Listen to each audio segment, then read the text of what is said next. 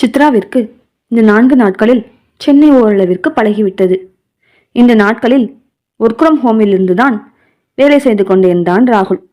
அதனால் ராகுலால் சித்ராவுடன் அதிக நேரம் செலவிட முடிந்தது. சித்ராவின் அண்டை வீட்டுக்காரர்களும் அவளுடன் நன்கு பழகிவிட்டனர். சித்ராவையும் அவர்களுடன் சேர்ந்து கோவில் அழைத்துச் செல்வது, மார்க்கெட் அழைத்துச் செல்வது என்று அவளின் இந்த சென்னை மீதிருந்த பயத்தை முழுவதுமாக போக்கினர். இவர்கள் அனைவரில் புவனாதான் சித்ராவுடன் நன்கு ஒட்டி கொண்டு விட்டாள். இருவருக்கும் கிட்டத்தட்ட சம வயது, இருவரும் கிராம பின்னணி என அவர்கள் இருவரும் நண்பர்களாக நிறைய காரணங்களும் இருந்தன. ஆரம்பத்தில் அண்ணி என்று அழைத்துக் கொண்டிருந்த புவனா இப்போது உரிமையாக சித்ரா என்றே அழைக்கிறாள். புவனாவை பற்றி இந்த 4 நாட்களில் சித்ரா நன்கு தெரிந்து கொண்டு விட்டாள். கிட்டத்தட்ட சித்ராவுடையது போலவே இருந்தது புவனாவின் வாழ்க்கையும். ஆனால் சித்ராவிற்கு இருந்த தைரியம் புவனாவிற்கு இல்லை. புவனா 12ஆம் வகுப்பு முடித்த உடனேயே அவளின் படிப்பை நிறுத்திவிட்டார் அவளின் தந்தை. பெரிதாக படிப்பு வராத புவனாவும் வீட்டோடு வேலைகளை செய்து கொண்டு அங்கேயே இருந்து விட்டாள். புவனாவின் மாமா மகன்தான் இந்த சங்கர். சங்கருக்கு படிக்காத புவனாவை திருமணம் செய்வதில் துளியும் விருப்பமில்லை. தன் தாய் தந்தையின் வற்புறுத்தலால் மட்டுமே அவன் புவனாவை மணந்து கொண்டான். திருமணமான நாளிலிருந்து புவனாவை மட்டம் தட்டுவதிலும் மனது நோகும்படி பேசுவதிலும் மட்டுமே அவன் குறியாக இருந்தான். தன் தாய் தந்தையின் மீது இருந்த கோபத்தையும் சேர்த்து புவனாவின் மீதே காட்டினான். திருமணம் செய்து வைத்த இரு வீட்டு பெற்றோரும் இது உங்களுடைய வாழ்க்கை என ஒதுங்கிவிட கடைசியில் கஷ்டப்பட்டு கொண்டிருப்பது இந்த புவனாதான். ஆரம்பத்தில் தன் கணவனை மாற்றிவிடலாம் என்று நினைத்திருந்த புவனாவிற்கு இப்போது அந்த நம்பிக்கை அறவே விட்டு போனது. குழந்தை பிறந்தால் எல்லாம் சரியாகிவிடும் என்று அனைவரும் கூறியதை கேட்டு நம்பிக்கையுடன் இருந்தவளுக்கு 4 வருடங்கள் ஆகியும் குழந்தை பிறக்காமல் இருப்பது மேலும் ஏமாற்றமாக இருந்தது. இருவருக்கும் எந்த பிரச்சனையும் இல்லை, சந்தோஷமாக இருங்கள் என்று அனைத்து டாக்டரும் கூறிவிட இப்போது ஒவ்வொரு கோவிலாக ஒவ்வொரு ஆஸ்பத்திரியாக அலைந்து கொண்டிருக்கிறாள் இந்த புவனா. வெறும் உடல் கூடல் மட்டுமே குழந்தை பிறப்பதற்கு போதாது. நல்ல அன்பான கணவனும் அவனின் தூய்மையான காதலுமே குழந்தை பிறப்பதற்கு முக்கியம் என்று இவளுக்கு யார் சொல்லி புரிய வைப்பது? அடுத்த நாள் டீம் டின்னருக்கான வேலையை சித்ரா செய்து கொண்டிருக்க ராகுல் வீட்டை அலங்கரித்துக் கொண்டு இருந்தான். இந்த இடைப்பட்ட நாட்களில் ராகுல் சித்ராவை பற்றி நிறைய விஷயங்களை தெரிந்து கொண்டான். அவளின் தைரியம், அனைவரிடமும் அன்பாக நடந்து கொள்ளும் குணம், அவளின் அக்கறை என அனைத்தும் கண்டவனுக்கு சித்ரா இன்னும் நெருக்கமாகி போனாள். என்னதான் அவளின் நிறைய குணங்கள் ராகுலுக்கு பிடித்திருந்தாலும் அவளை ஃப்ரெண்ட் என்ற நிலையை தாண்டி அவன் யோசிக்கவில்லை.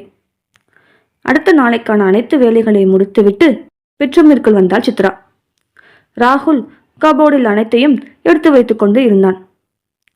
சித்ரா, உன் சர்டிஃபிகேட்லாம் கொண்டு வந்து கொடு, இந்த லாக்கரில் வச்சிடலாம். நான் என்னோட சர்டிஃபிகேட்ஸையும் இங்கே தான் வச்சிருக்கேன் என்றான் ராகுல். சரி என்ற சித்ராவும் தான் எடுத்து வந்த பையில் இருந்து தன் சர்டிஃபிகேட்டுகளை எடுத்து வந்து கொடுத்தான்.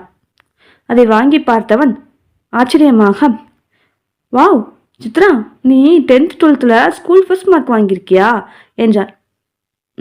ஆமா ராகுல், காலேஜ்லேயும் நான் கோல்டு மெடலிஸ்ட் தான் என்றால் சாதாரணமாக.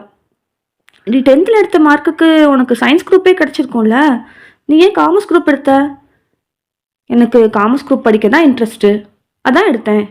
அதான் காலேஜ்லேயும் பிகாம் படித்தேன் என்றாள் அவள். சித்ரா, நீ உன் படிப்பை வேஸ்ட் பண்ணிடக்கூடாது. உனக்கு அடுத்த லைஃப்பில் என்ன பண்ணணும்னு ஆசை என்ன ராகுல் வினவ. ராகுல், எனக்கு பெருசாக அப்படிலாம் ஒன்றும் இல்லை. பெருசாக ஆசைப்பட்டா எனக்கு அது நடக்காதுன்னு நல்லாவே தெரியும். எனக்கு இருந்த பெரிய ஆசையே ஒரு நல்ல வேலைக்கு போய் அம்மாவை தனியாக கூட்டிகிட்டு வந்து நல்லா பார்த்துக்கணும்னு மட்டும்தான். ஆனால் என்ன வேலைக்கு போகணும் அப்படிலாம் நான் எதுவும் பெருசாக ஆசைப்பட்டதில்லை என்றாள் அவள். சித்ரா அப்படி கூறியவுடன் அவனின் கையை பிடித்த ராகுல், சித்ரா, நல்லா படிக்கிறதுங்கிறது எல்லாராலையும் முடியாது. அதுவும் இல்லாமல் நீ இந்த குரூப்பை ரொம்ப விரும்பி படிச்சிருக்க.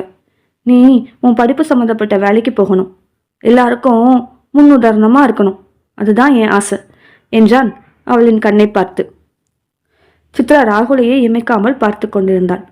அவளுக்கு அப்போதே அவனை கட்டி அணைத்து முகமெங்கும் முத்தை மலை பொழிய வேண்டும் போல இருந்தது.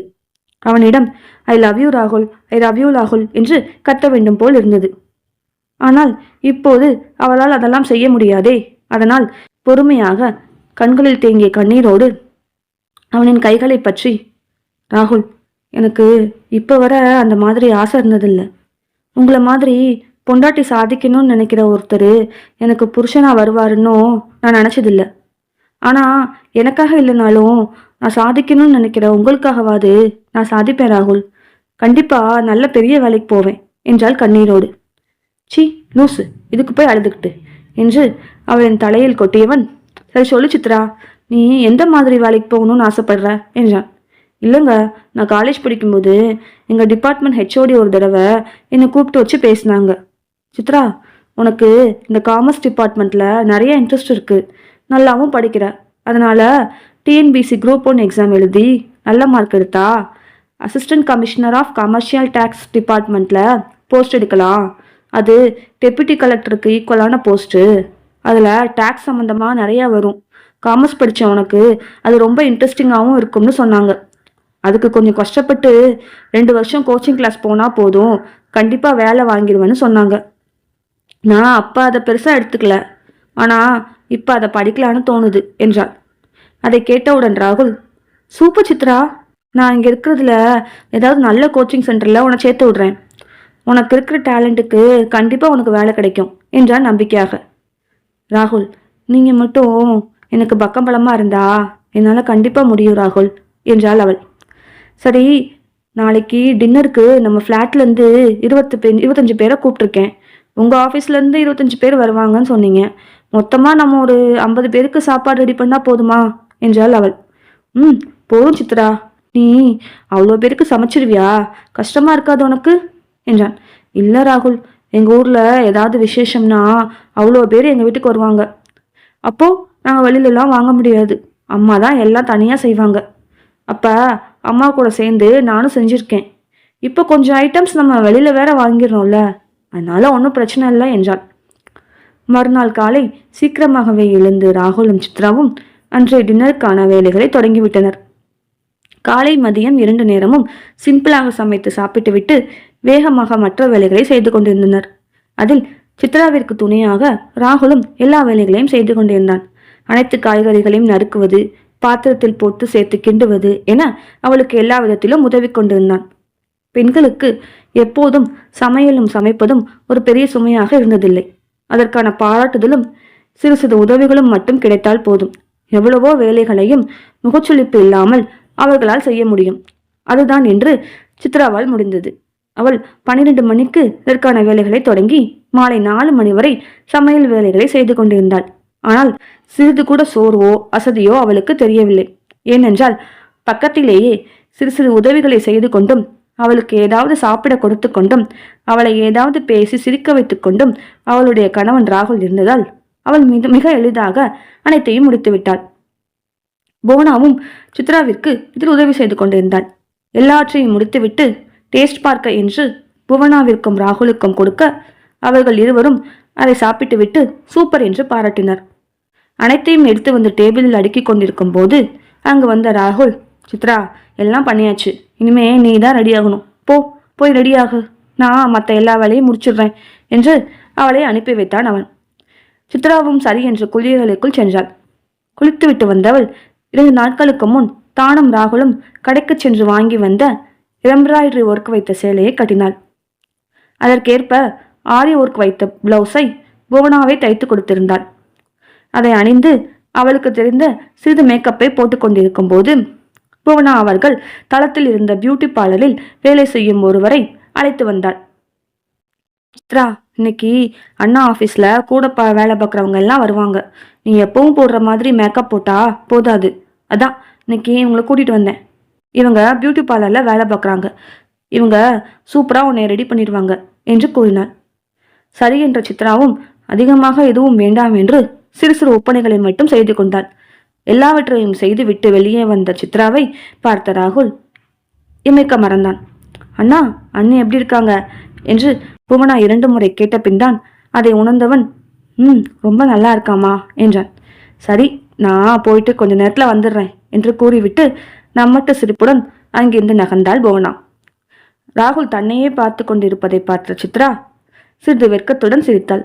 அந்த வெட்கத்தால் சிவந்த அவளின் கன்னம் அவளுக்கு மேலும் அழகூட்டுவதைப் போல் இருந்தது.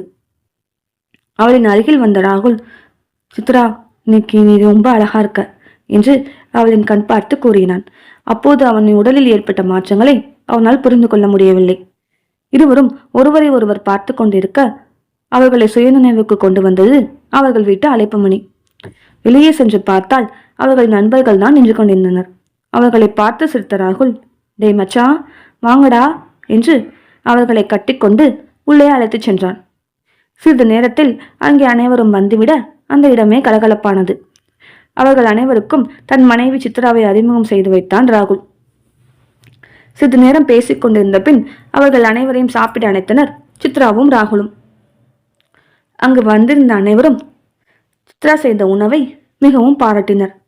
சித்ரா, இதெல்லாம் ஹோட்டலில் வாங்கியிருந்தா கூட இவ்வளோ டேஸ்டாக இருக்காதுமா, உன் கைப்பக்குவம் ரொம்ப நல்லா இருக்கு என்று கூறிய ஆஃபீஸில் வேலை செய்து கொண்டிருந்த ராகுலின் சீனியர் மேடம் ஒருவர், எனக்கு இவ்வளோ டேஸ்ட்டாக சமைக்க தெரியாதுமா, எந்த பார்ட்டி வச்சாலும் ஹோட்டலில் தான் வாங்குவோம், அதில் என் ஹஸ்பண்டு கொஞ்சம் வருத்தப்படுவார், என்ன பண்ண, எனக்கு அவ்வளோதான் சமைக்க வருது என்றார் அவர்.